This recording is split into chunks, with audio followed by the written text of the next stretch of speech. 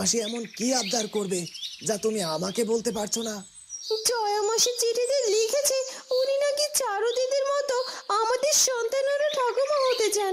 মাসি চাইছে আমাদের কোল আলো করে যেন একটা নতুন অতিথি আসুক, আমাদের যেন একটা সম্পূর্ণ সংসার হয়। রাজেশ খুব সুন্দর করে হাসলো। জেসমিন লজ্জায় চোখ নামিয়ে নিল। জয়া মাসি তো একদম আমার মনের কথাটাই লিখে পাঠিয়েছে জেসমিন। আমি তো তোমাকে এই গহীন জঙ্গলের পদ্মপুকুর থেকে। হ্যাঁ দিদি, ওনারা ফিরে গেছেন, কিন্তু ওনারা যাওয়ার আগে আমাকে যে আশীর্বাদ করে গেছে তা আমার জীবনটাকে একদম পূর্ণ করে দিয়েছে দিদি। মধুবালা এই কথা শুনে স্তব্ধ হয়ে বসে রইল। তার চোখ দুটো জলে ভরলো। তুই কাঁদছিস মধুবালা? আমি কাঁদবো না রূপমণি। আমাদের সাথে খেতে বসতে হবে। তুমি না খেয়ে থাকলে সারু অনেক কষ্ট পাবে বাবা। আমি কথা দিচ্ছি বাবা, চারু ফিরে না আসা পর্যন্ত। মধুপুর রাজ্যের এক শান্ত গ্রাম। গ্রামের মোড়লের বাড়ি। সকালে নরম আলো বাড়ির বিশাল উঠোনে এসে পড়েছে। মোড়ল গিন্নি আপন মনে হাসছেন। কি গো গিন্নি, সকাল সকাল বসে বসে হাসতে বড় মানে মানে কি এত সুখের কথা ভাবছো শুনি? সুখের কথা ভাববো না? আমাদের যুবরানী চারুলতার কোলে নতুন অতিথি আসছে। পুরো মধুপুর আর মধুরাজ্যের উৎসবের হাওয়া। এই সুখবর শোনার পর থেকে আমার বুকের ভেতরটাও যে কেমন আনচান করছে তা কি করে বোঝায়। তা তো ঠিকই বলেছো, সারু মা আমাদের এই দুই রাজ্যের রাজলক্ষ্মী। তার কোলে সন্তান এলে রাজ্যের সবার তো আনন্দ হবেই, কিন্তু তোমার হাসির রহস্যটা যেন একটু অন্যরকম মনে হচ্ছে গো। আসল কথাটা খুলে বলো তো দেখি গিন্নি। আসল কথা হলো, আমার এবার খুব ঠাকুমা হতে শখ হয়েছে গো। আমার ছেলে রাজেশ এত বড় সেনাপতি হয়েছে, আর বৌমা জেসমিন তো রাজ্যের এত বড় মন্ত্রী। ওরা দুজনে রাজপ্রাসাদে থাকে, রাজ্যের বড় বড় কাজ সামলায়, আর আমরা দুজনে গ্রামের বাড়িতে একা একা পড়ে থাকি।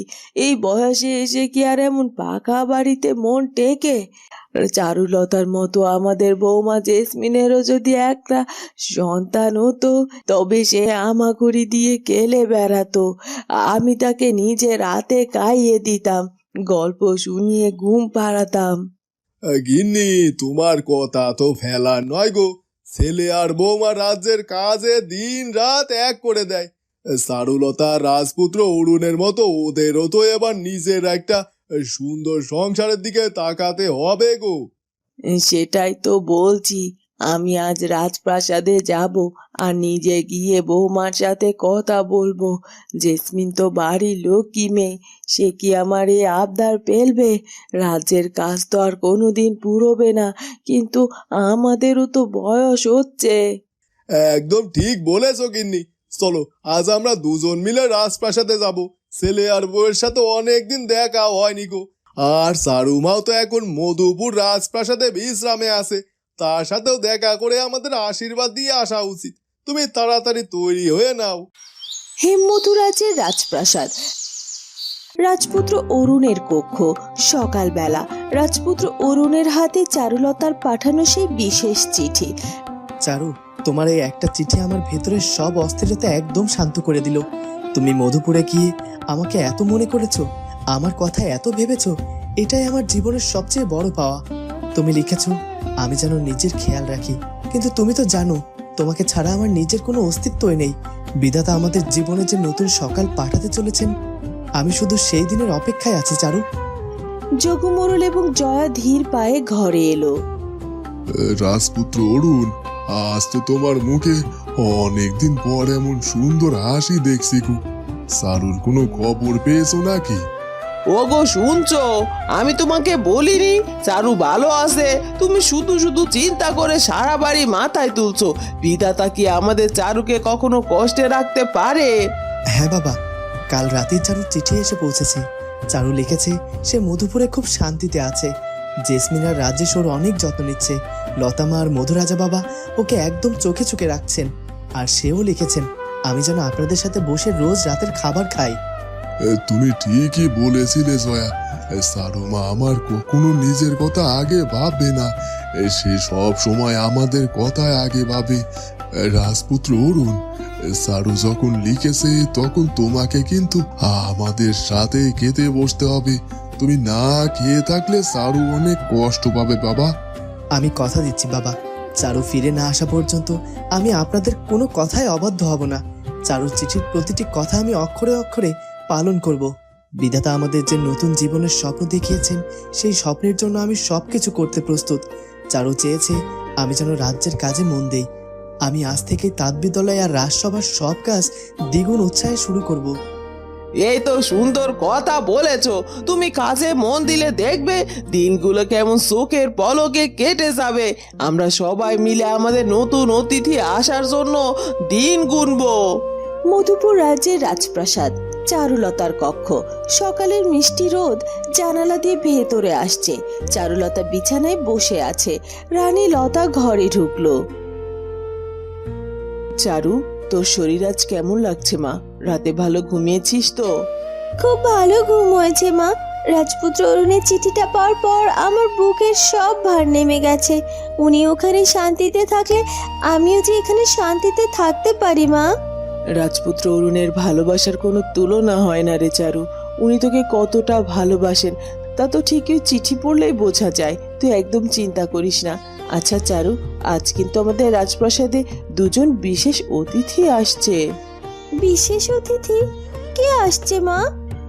রাজেশের বাবা আর মা, মানে আমাদের জেসমিনের শাশুড়ি মা আসছেন। ওই গ্রামের মোড়ল কিন্নি তোদের সুখের খবর শোনার পর থেকে বসে থাকতে পারেনি। তারা তোকে দেখতে আর জেসমিনকে দেখতে রাজপ্রাসাদে আসছেন। এ তো খুব ভালো খবর মা। মোরুল গিন্নি তো ভারী মিষ্টি মানুষ। আমি তো জেসমিনকে কাল রাতেও বলেছিলাম জেসমিনের এবার নিজের সংসারের দিকে মন দেওয়া উচিত। মোরুল গিন্নি হয়তো সেই কথাটাই জেসমিনকে মনে করিয়ে দিতে আসছে। তুই একদম ঠিক ধরেছিস চারু। মোড়ল গিন্নি তো অনেকদিন ধরে নাতি নাতনির মুখ দেখায় আসার বসে আছে। তুই বরং একটু তৈরি হয়ে নে, ওরা কিছুক্ষণের মধ্যেই এসে পড়বে। হেমমথুর রাজ্যের নতুন তাঁত বিদ্যালয়। মীরা এবং ময়নাও সেখানে আছে। কিরে ক্যাবলা, আজ তো রাজপুত্র অরুণ আমাদের বিদ্যালয়ে একদম হাসি মুখে এলেন। কালকে সেই মন খারাপের মুখটা যেন আজ নেই রে। আরে আমি তো আগেই শুনে নিয়েছি ভাইলা, কাল রাতে সারু দিদি মধুপুর থেকে রাজপুত্র মশাইয়ের জন্য একটা লম্বা চিঠি পাঠিয়েছে। সেই চিঠি পড়ে রাজপুত্র মশাই সব দুঃখ দূর করে ফেলেছেন। ভালোবাসার মানুষের একটা কথাই তো সব পাল্টে দেয় রে। দিদি সত্যি ভীষণ বুদ্ধিমতী। দিদি জানে কিভাবে সবাইকে শান্ত রাখতে হয়। আমার আজ রাজপুত্র মশাইকে আমাদের বানানো নতুন মিষ্টিগুলো পেট ভরে খাওয়াবো। মীরা, ঠিকই বলেছিস। দিদি নিশ্চয়ই মধুপুরে বসে আমাদের কথাই ভাবছে। দিদি যখন ফিরে আসবে তখন আমরা সবাই মিলে দিদির জন্য একটা বড় শাড়ির নকশা তৈরি করে দেব। নতুন অতিথি এলে তো দিদিকে অনেক সুন্দর করে সাজতে হবে, তাই না? একদম একদম ঠিক কথা বলেছো ময়না। আমরা আমাদের সব কাজ ঠিকঠাক মতো করে রাখবো। দিদি ফিরে এসে যেন দেখে আমরা দিদির শেখানো পথেই চলেছি। মধুপুর রাজপ্রাসাদের দরবার কক্ষের পাশে একটি সুন্দর ঘর। জেসমিন এবং রাজেশ হাসি মুখে দাঁড়িয়ে আছে। মোড়ল এবং মোড়ল গিন্নি ঘরে প্রবেশ করলো। মা, বাবা, আপনারা এত দূর থেকে রাজপ্রাসাদে এসেছেন। আমাদেরকে একটা খবর পাঠালেই তো আমি আর রাজেশ আপনাদের কাছে ছুটে যেতাম। আপনাদের এত কষ্ট করে আসতে হতো না। তুমি এত বড় রাজ্যের মন্ত্রী হয়েছো, তোমাকে কি আর কথায় কথায় ছুটি দেওয়া যায়? আর তাছাড়া চারু মায়ের এত বড় সুখবর শুনে কি আর গ্রামে বসে থাকতে পারি? মা, আপনি এসেছেন, এটা আমাদের জন্য অনেক বড় আনন্দ। কিন্তু আপনার মুখ দেখে মনে হচ্ছে আপনি শুধু চারু দিদির জন্য আসেননি। আপনার মনে নিশ্চয় অন্য কথা লুকোনো রয়েছে। তুই তো ঠিকই শুনেছিস রাজেশ, আমি শুধু চারুর জন্য আছিনি। আমি আমাদের বৌমার কাছে একটা অনেক বড় আবদার নিয়ে এসেছি। আমার কাছে আবদার? মা, আপনি বলুন আপনার কি চাই। আপনি যা বলবেন আমি আপনাকে তাই এনে দেব। জেসমিন মা, তুমি এই মধুপুর রাজ্যের এত বড় মন্ত্রী, তোমার তো অনেক ক্ষমতা। কিন্তু আমার কাছে তো তুমি আমার ঘরের লক্ষ্মী বৌমা। চারু মায়ের কোলে যেমন নতুন অতিথি আসছে, আমারও তো শখ হয় ওই গ্রামের বিশাল উঠোনে তোমাদের একটা সন্তান দৌড়ে বেড়াবে, আমি তাকে নিজের হাতে স্নান করাবো, গল্প শোনাবো। তোরা কি আমাকে এই ঠাকুমা হওয়ার সুখটুকু দিবি না মা? জেসমিন লজ্জায় একদম লাল হয়ে মাথা নিচু করে ফেললো। মা, তুমি একদম ঠিক সময়ে একদম ঠিক কথাটাই বলেছো। আমি জেসমিনকে কাল রাতে এই কথাই বলছিলাম। চারু দিদি আর রাজপুত্র অরুণের মতো আমাদেরও তো এবার নিজের সংসারের দিকে মন দেওয়া উচিত। জেসমিন মা, তুমি লজ্জা পেও না। রাজ্যের কাজ তো চলবেই, কিন্তু সংসারকে তো পরিপূর্ণতা দিতে হবে। আমরা গ্রামের মানুষ, আমাদের তো আর কখনো বড় চাওয়া নেই। আমরা শুধু চাই তোমাদের জীবনটা যেন হাসি মুখে ভরে উঠুক। বাবা, মা, আপনারা আমাকে যে সম্মান আর ভালোবাসা দিয়েছেন তা আমি সারা জীবন মনে রাখবো। আপনাদের এই আশীর্বাদ আমি মাথা পেতে নিলাম। বিধাতা চাইলে আপনাদের এই শূন্য উঠোন খুব তাড়াতাড়ি হাসিতে ভরে উঠবে। মধুপুরের শেষ প্রান্তে তাঁতিপল্লী, ছোট্ট মাটির ঘর। রূপমঞ্জুরি সুতো কাটছে।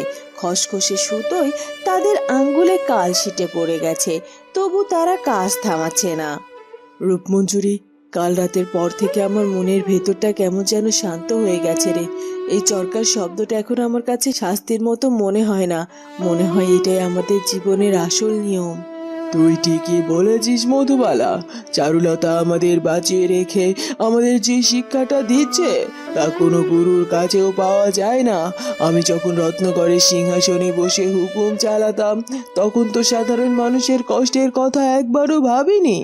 আজ নিজে যখন এই মোটা সুতো কাটছি তখন বুঝতে পারছি মাথার ঘাম পায়ে ফেলা কাকে বলে।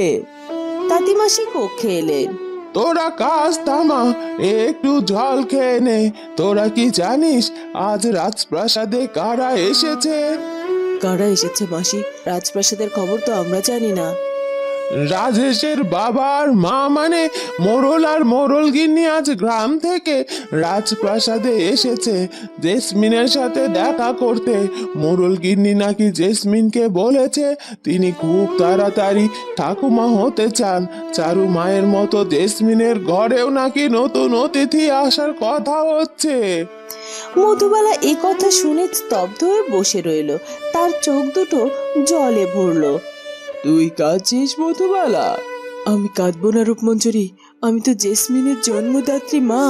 আজ আমার মেয়ের এত বড় একটা আনন্দের কথা শুনে ওর শাশুড়ি ওকে আশীর্বাদ করছে, আর আমি এই মাটির ঘরে বসে সুতো কাটছি। একজন মায়ের কাছে এর থেকে বড় লজ্জার কষ্ট কি হতে পারে? কিন্তু আমি তাও খুব খুশি রূপমঞ্জুরি। খুশি? নিজের এই ভিখারিনী দশা দেখে তুই খুশি হচ্ছিস? আমি নিজের দশা দেখে খুশি হচ্ছি না, আমি খুশি হচ্ছি এটা ভেবে যে জেসমিন অন্তত আমার মতো লোভী হয়নি। সে চারুর ছত্রছায়া থেকে আজ মধুপুরের মাথা উজ্জ্বল করে রেখেছে। বিধাতা ওর কোল আলো করে এমন এক সন্তান দান করুক যে এই দুই রাজ্যের সুখ দুঃখ কষ্ট চিরকালের মতো দূর করে দেবে। আমাদের পাপের ছায়াও যেন ওদের পবিত্র সংসারে কখনো না পড়ে। তোর কথায় যেন সত্যি হয় মধুবালা। চারুলতার জেসমিনের মতো মানুষেরা আছে বলেই এই পৃথিবী এখনো এতটা সুন্দর। আমরা আমাদের পাপের ফল ভোগ করছি, কিন্তু ওরা যেন চিরকাল সুখে থাকে। দুই অপরাধীর মনে এই গভীর অনুশোচনা আর বাস্তবতার কঠিন উপলব্ধির মধ্য দিয়ে তাদের শাস্তির সার্থকতার দিকে এগিয়ে যেতে থাকে। রাতের বেলা মধুপুর রাজপ্রাসাদ, চারুলতার কক্ষ। চারুলতা জানালার কাছে দাঁড়িয়ে বাইরের চাঁদের দিকে তাকিয়ে আছে। জেসমিন ধীর পায়ে হাসি মুখে ঘরে এলো। আয় জেসমিন, আমি তো তোর অপেক্ষাতেই ছিলাম। মোরল গিন্নি আর মোরল কাকা কি গ্রামে ফিরেছেন? হ্যাঁ দিদি, ওনারা ফিরে গেছেন, কিন্তু ওনারা যাওয়ার আগে আমাকে যে আশীর্বাদ করে গেছে তা আমার জীবনটাকে একদম পূর্ণ করে দিয়েছে দিদি। আমি জানি জেসমিন, মোরল গিন্নি সেই মিষ্টি আবদারের কথা আমি শুনেছি। তুই আর রাজেশ মিলে রাজ্যকে যেমন ভালোবাসায় ভরিয়ে দিয়েছিস, তোদের নিজেদের ঘরটাও এবার আলো হওয়া উচিত। দিদি, তুমি আর রাজপুত্র অরুণ আমাদের যে ভালোবাসার পথ দেখিয়েছো, আমরা শুধু সেই পথে হাঁটছি। আজ মোরল গিন্নির কথা শুনে আমার চোখের সামনে বারবার তোমার মুখটাই ভেসে উঠছিল দিদি। তুমি যেমন সব দায়িত্ব পালন করে সুন্দর একটা স্বপ্নের অপেক্ষায় আছো, আমিও ঠিক তেমন একটা পূর্ণ সংসারের স্বপ্ন দেখতে শুরু করেছি। বিধাতা তোদের সব স্বপ্ন পূরণ করবেন জেসমিন, তুই একদম চিন্তা করিস না। আর মধুরাজ্য এখন আর নতুন প্রাণের আগমনের অপেক্ষার প্রহর গুনছে। সব চক্রান্ত আর অন্ধকার তো কবেই শেষ হয়ে গেছে, এখন আমাদের শুধু একটু আলো ধরে রাখতে হবে। রাতে স্নিগ্ধ আলোয় চারুলতা এবং জেসমিনের এই গভীর ভালোবাসার আলাপের মধ্য দিয়ে অত্যন্ত শান্ত, স্নিগ্ধ এবং তৃপ্তিদায়ক পরিণতি লাভ করে হেমমধু রাজ্যের রাজপ্রাসাদ। রাতের বেলা রাজপুত্র অরুণের বিশ্রাম কক্ষ। রাজপুত্র অরুণের হাতে একটি কলম। যোগু, মোরল এবং জয়া ধীর পায়ে সেই কক্ষে এলো। রাজপুত্র, এত রাত হয়ে গেল, তুমি এখনো ঘুমাওনি? আমি তো ভাবলাম তুমি সারাদিনের কাজের পর ক্লান্ত হয়ে এতক্ষণে ঘুমিয়ে পড়েছো। হাতে ওটা কিসের কাগজ গো? জয়ামা, আমার চোখে কি এখন আর ঘুম আসে? চারু কাল রাতে যে চিঠিটা পাঠিয়েছে, আমি সেই চিঠির উত্তর লিখবো ভাবছি। আমি চারুকে লিখতে চাই যে আজ সারাদিন তাঁত বিদ্যালয়ে কতটা সময় কাটিয়েছি। আমি ওকে জানাতে চাই যে ওর স্বপ্নের বিদ্যালয় একদম ঠিকঠাক চলছে। সারু তো এই চিঠি পেলে খুবই খুশি হবে রাজপুত্র। তুমি শুধু রাজ্যের কাজের কথাই লিখো না, নিজের মনের কথাও লিখো। মেয়েটা তো ওখানে বসে তোমার জন্য পথ চেয়ে আছে গো। তা তুমি চিঠিতে আর কি কি লিখছো রাজপুত্র? বাবা, আমি চারুকে লিখেছি যে আজ থেকে আমি আর মন খারাপ করে থাকবো না।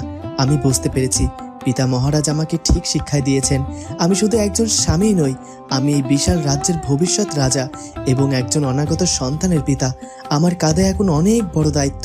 চারু যেমন এই রাজ্যকে ভালোবেসেছে, আমাকেও ঠিক সেভাবেই এই রাজ্যের প্রতিটা মানুষকে ভালোবাসতে হবে। আমি আমাদের সন্তানের জন্য একটা সুন্দর পৃথিবী তৈরি করতে চাই। এই তো একদম আমার খাঁটি রাজপুত্রের মতো কথা। তুমি জানো রাজপুত্র, আজ আমি জেসমিনকে একটা চিঠি পাঠিয়েছিলাম। খবর পেলাম মোরল আর মোরল গিন্নিও নাকি আজ মধুপুরে গিয়েছিল জেসমিনকে দেখতে। আমি তো চাই সারুর মতো আমাদের জেসমিনের সংসারটা এবার পরিপূর্ণ হোক। বিধাতা যেন আমাদের এই দুই রাজ্যকে এবার নতুন প্রাণের আনন্দে ভরিয়ে দেয়। জয়ামা, আপনার এই আশীর্বাদ জেসমিন আর রাজেশের জীবনে নতুন আলো দেখাবে।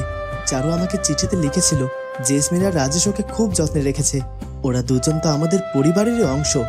মধুপুর আর হেমরাজ্যের এই শান্ত পরিবেশ আমাদের সবার জন্য একটা নতুন ভোরের সূচনা করেছে। বিধাতা চাইলে আমাদের দুই রাজ্যে খুব তাড়াতাড়ি উৎসবের সানাই বাজবে। রাজপুত্র, তুমি চিঠিতে সারুকে এটাও লিখে দিও যে যোগু বাবা আর জয়া মাও ওর জন্য প্রতিদিন বিধাতার কাছে প্রার্থনা করে ও যেন নিজের খাওয়ার দিকে কোনো অবহেলা না করে। লতা দিদি তো আছে, তাও আমাদের মন তো সব সময় ওর কাছেই পড়ে থাকে। তুমি লিখে দিও যে আমরা ওর জন্য পথে বসে আছি গো। আমি সব লিখে দেবো বাবা। আমি চারুকে এটাও লিখবো যে ও যেন শান্তিতে বাপের বাড়িতে বিশ্রাম নেয়। এই রাজপ্রাসাদের প্রতিটি দেয়াল, ওই পশুশালার লালু, ওই বারান্দার সোনা পাখি, ভ্যাবলা ক্যাবলা সবাই ওর জন্য অপেক্ষা করছে। চারু ফিরে এলে আমরা সবাই মিলে এমন একটা উৎসব করব যা এই রাজ্যের মানুষ কোনোদিনও ভুলবে না। বন্ধুরা, কি হতে চলেছে এরপর সেটা জানবো আমরা চারুলতা গল্পের পরবর্তী পর্বে। আর আমাদের আজকের পর্বটি ভালো লাগলে অবশ্যই আমাদের চ্যানেলটিকে সাবস্ক্রাইব করে দিও। দেখা হবে নতুন পর্বে। ধন্যবাদ।